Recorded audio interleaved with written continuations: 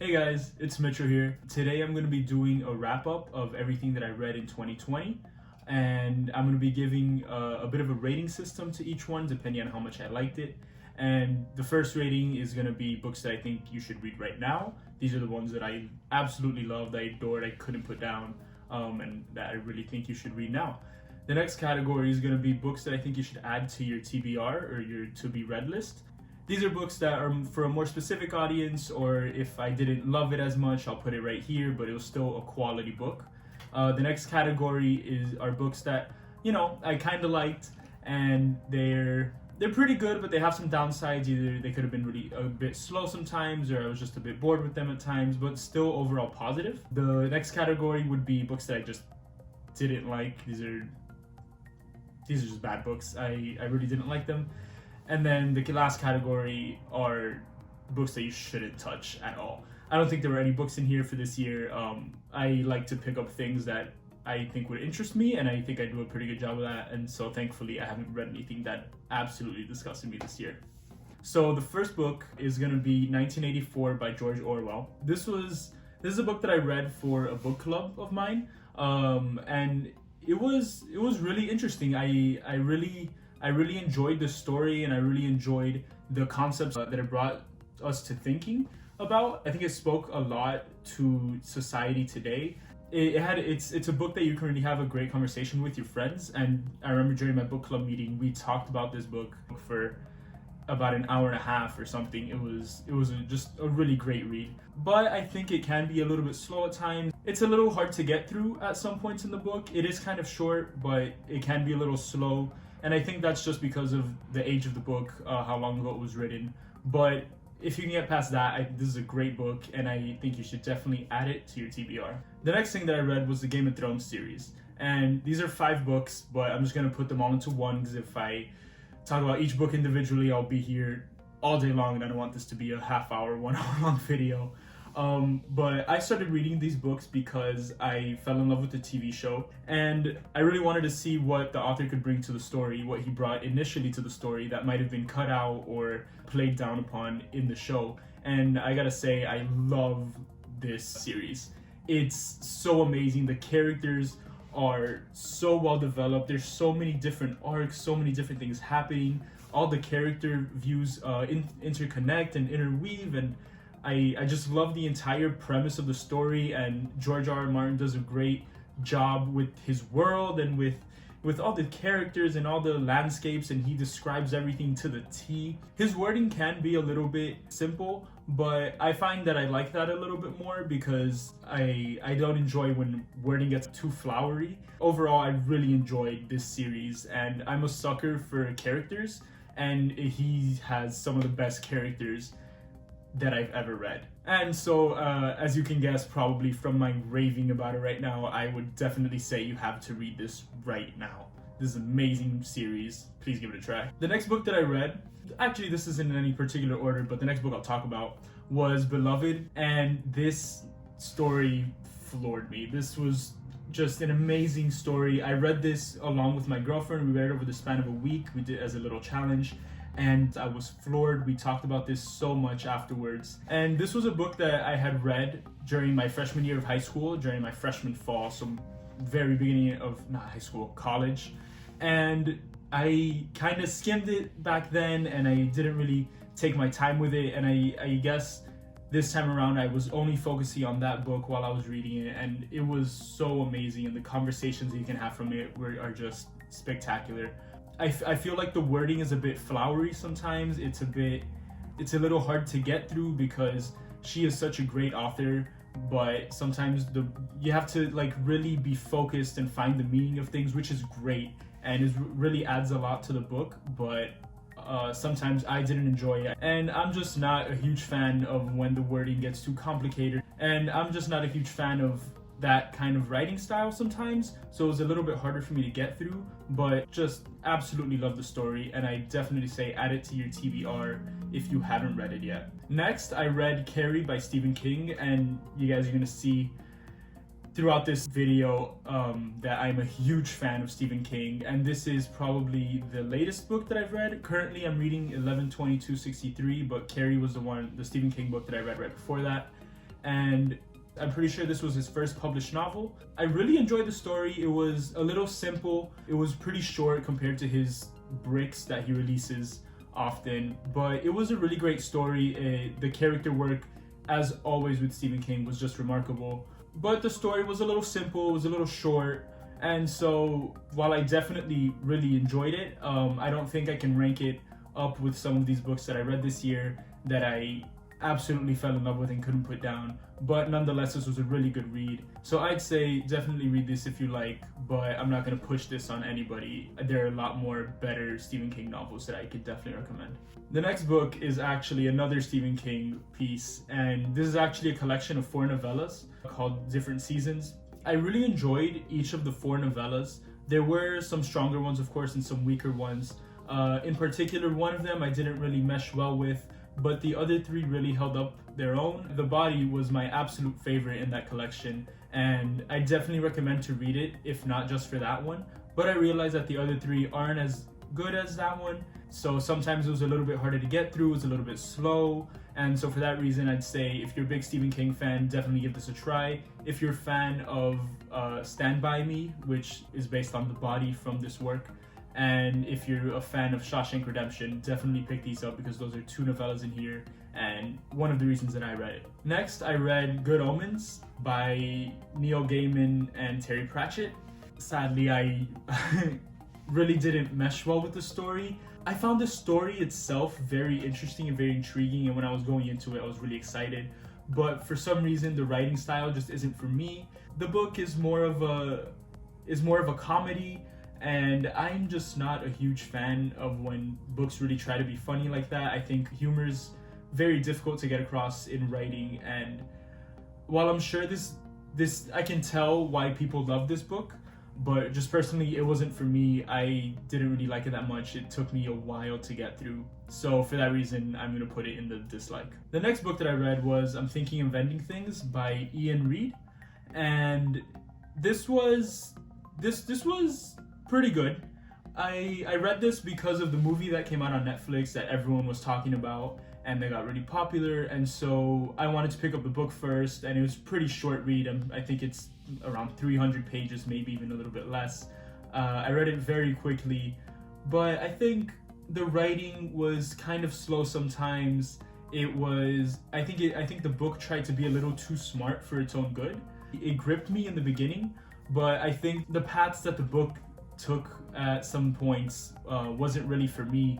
I talked a lot about this book with my girlfriend, which also read it, and I think sometimes the book comes off as a little bit obnoxious with the ideas that it's trying to give off and what it's trying to say and the way that it's trying to say it. There's a big twist at the end, and I'm not quite sure that it worked out for me. Overall, I did enjoy reading it. I know it sounds like I'm saying a lot of bad things about it, but overall, I did enjoy reading it. So I'd say pick this up if you want. If you've watched the movie, maybe you want to give this another try. Definitely pick it up if this sounds interesting to you. Next book that I'll talk about is Know My Name by Chanel Miller. I absolutely love this book. This is an autobiography, or a memoir actually, about a woman who was raped, Chanel Miller, and giving her account and persevering through that experience. And this book was really eye-opening to me. The conversations that I had with my girlfriend and with our group of friends about this book was absolutely amazing. I got so much out of this book, and I'm so happy that I read it, and I highly recommend that everybody read this book. The writing was amazing, the metaphors were just beautiful. Chanel Miller is really talented, and I can't wait to see if maybe she publishes something else in the near future. So this is definitely a must read. I'd say read this right now. Next, I read Murder on the Orient Express by Agatha Christie. I really enjoyed it. Her writing is pretty simple in her word choice, but very complex in the way that she structures the story, and the amount of little hints that she puts along the story for you to uncover later, even from the first page to the last. You get to the last page and you're like, wow, this ties back to everything. And that was an amazing story, amazingly crafted, and I really enjoyed sitting through this mystery, uncovering all the things that I could find out. And I gotta say, I was so shocked with the ending. It was amazing. I watched the movie after, not nearly as good, didn't do Agatha Christie any justice, but this book is absolutely amazing. The beginning has me very interested and it just grips me right away. but in the middle it is at times a bit of a slog. But besides that, amazing story, amazingly crafted, and I think you're in for a ride if you pick this up. What I read next was a little throwback to my past. I reread the Percy Jackson series, which were 5 books in total, I believe. I wanted to read this because I got that little itch for some Greek mythology, for Percy Jackson, and so I had to pick this up. And you can't be too critical with this kind of book. Obviously, there's some plot holes. You know, the wording's a little childish sometimes. They're holding your hand through the book, and it's pretty short, but I thoroughly enjoyed it. I had to turn off my thinking brain. I just had to, enjoy the ride, follow along for the ride. And if you do that, you're gonna love this series. I loved it when I was little, and I really wanted to recapture that experience and refresh my memory.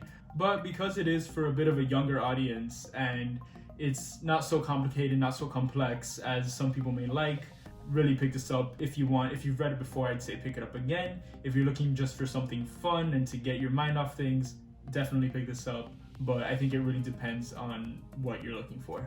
All right, now we're getting to, I think, my favorite Stephen King novel so far, Pet Sematary. And I am in love with this story.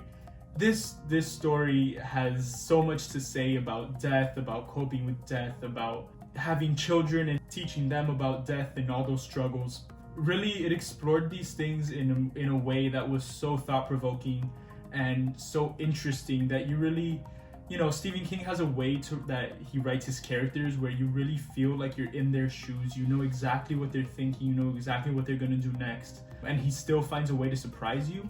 I really love this character work with this story. I'm telling you, this story was a page turner from beginning to end, and I just absolutely love this. It floored me from the second I picked it up. It was amazing. The plot twist, the narrative behind it, what Stephen King was trying to talk about in this book. Just overall amazing novel, and I have to recommend that you pick this up right now. This is hands down my favorite Stephen King novel.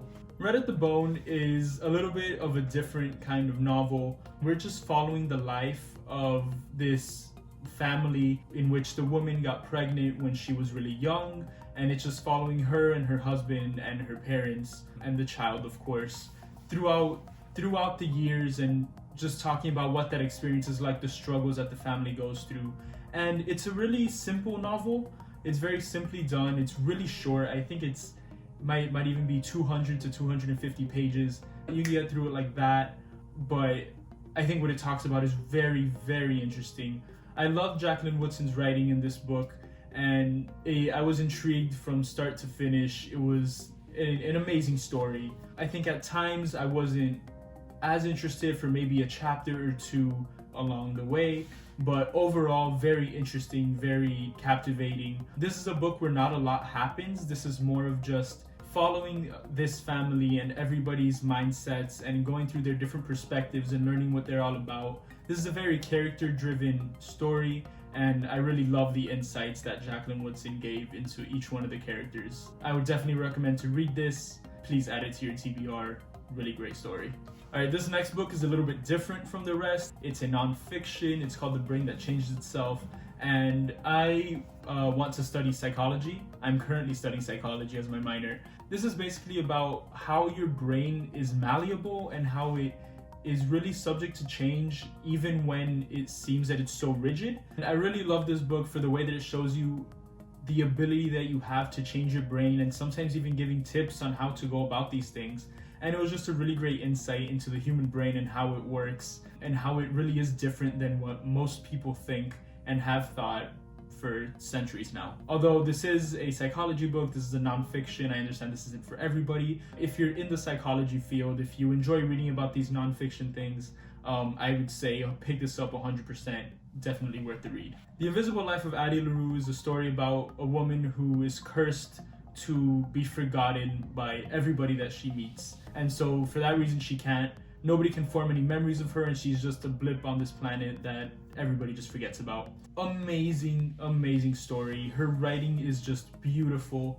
I was captivated from the very first page. This was just such a unique concept for a story that I'd never heard about before, I'd never seen done. I love seeing the way that this author explored her life, explored the different things that she had to go through and the different scenarios that you wouldn't even think about. One little thing with it is that the ending, the last around 50 pages, it got a little fan fiction-y. I think the ending was a little bit predictable, but I would say this is a book that you have to read right now. I'd put this at the top of my tier just because of the way that the first 350 pages went. Absolutely amazing, absolutely stunning. The writing was just gorgeous, and I can't wait to see what else this author has in store because that's how much I love this book. Now, the next book that I read was The Princess Bride. This is a book that I got for my birthday because everybody knows that I love the movie. And when I got this book, I honestly couldn't wait to pick it up. There it is, I have a poster for it right here. Absolutely love the movie. I couldn't wait to get into the book. And, I gotta say that the book did not disappoint. It was a solid novel. It was really great. I love the exploration of the characters a little bit more within the book. The movie is more of a wacky, fun movie. The book obviously is still wacky, it's still fun, it's still, just a great experience all the way through. But it did talk about the characters a little bit more, which was really interesting. I'd still have to say that I prefer the movie a little bit more over the book, but if you're a fan of the movie, I'd say you have to pick this up. Really great story, keeps you laughing, keeps you smiling all the way through, and it really was just a great read. And so I'd have to say you gotta add this to your TBR. This wasn't quite at my top tier, but if you're a fan of the movie, I feel like you're really gonna enjoy the book. And even if you've never watched the movie, do so right now, but also read this book. Definitely add it to your TBR. It's a great read. Well, this was actually one of the first books that I read this year, and the very first Stephen King book that I read was The Shining.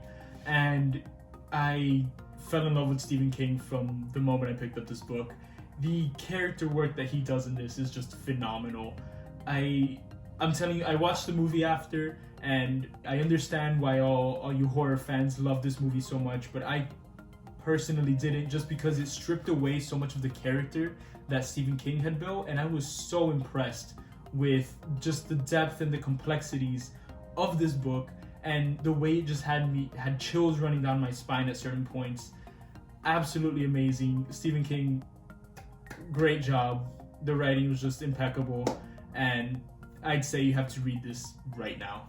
The Undoing Project by Michael Lewis is sort of a biography about these two psychologists, Daniel Kahneman and Amos Tversky. And actually I read Daniel Kahneman's book, which I will talk about soon, and I really enjoyed following these two people throughout their lives and learning more about why these psychologists did the things they did, learning about how they worked together, how they came up with the theories that they came up with, and even explain some of those theories within this book in simple terms that even I could understand. And so I would recommend this book if you're a fan of psychology, if you're a fan of Daniel Kahneman, if you just want to read a good story about two buddies who really changed the world of psychology and even economics. But this is a little bit more niche, so I'd say read it if you want, if it fits the kind of thing that you're looking for, but definitely recommend it. Next, I read one of the most popular books of 2020, I think, which was The Vanishing Half. Honestly, I'm gonna have to say that I was just a little bit disappointed with this book. There was a lot of hype around it. There were rave reviews about it online. There were these booktubers that I watched raved about it. But I don't know, I think the story was just really slow for me. It was kind of hard to get through sometimes. It was really interesting, but I feel like I could have done with a bit of a faster pace. But still, overall, great story. I would have to say that the things that they talked about in this book were definitely worth having a conversation about, and just for that, I'm gonna have to say add it to your TBR. And I'm sure you'll like it because everybody else did. I'm sure I'm just weird, but this is a really good book. I really enjoyed it, and I think you will too. And the final book that I'll talk about is Thinking Fast and Slow by Daniel Kahneman. Daniel Kahneman, of course, one of the people that I talked about in The Undoing Project, but this is more of Daniel Kahneman explaining the theories that did change the world of psychology and economics forever, and really just explaining it in such simple terms that anybody can understand. And it was just it was great to see how your mind works, the little mistakes that it can make, the way that the errors that we see every single day but that we really don't account for. And it was a great read. This isn't really a page turner that you'll get through in about a week. This is something you could read a little bit more slowly, take it in a little bit more, maybe even take some notes on it. But this was just a really great book. I really enjoyed the way that Daniel Kahneman was able to make these really complicated psychological concepts really simple and dumbed down for us to understand a little bit better. And he gives a lot of great examples and exercises within the book for us to follow along and even see the way that our minds can trick us, because a lot of times we read about these things and we're like, oh yeah, this happens to other people, but this won't happen to me. And this kind of thing happens to everybody, and it was just really fun. It was a really great experience reading it and learning a lot more about the way that our minds work. For that reason, I have to say, even though this is a little bit more niche, pick this up right now. This is a great read. All right, and that's basically everything that I read in 2020. I think it was 27 books. There's only 19 here, I think, but that's because I grouped together the Game of Thrones series and the Percy Jackson series. This was a really great year of reading for me. It was really diverse. As you can tell, I read some classics, I read some fantasy, I read some nonfiction. I started really reading again August of last year, not last year, because now it's 2021. I started reading a lot again in August of 2019, and so 2020 was my first full year of reading, and I was really impressed with how much I was able to read. I know there's booktubers out there that read 50, 60 books a year. I'm not quite at that level yet. I read really slowly, but you know, this was a great year of reading for me, and I hope that 2021 can be even better. But yeah, thank you for sticking around to the end of the video. Thank you for watching. I hope you liked some of the recommendations that I made in this book, and I hope that you do pick a lot of these up.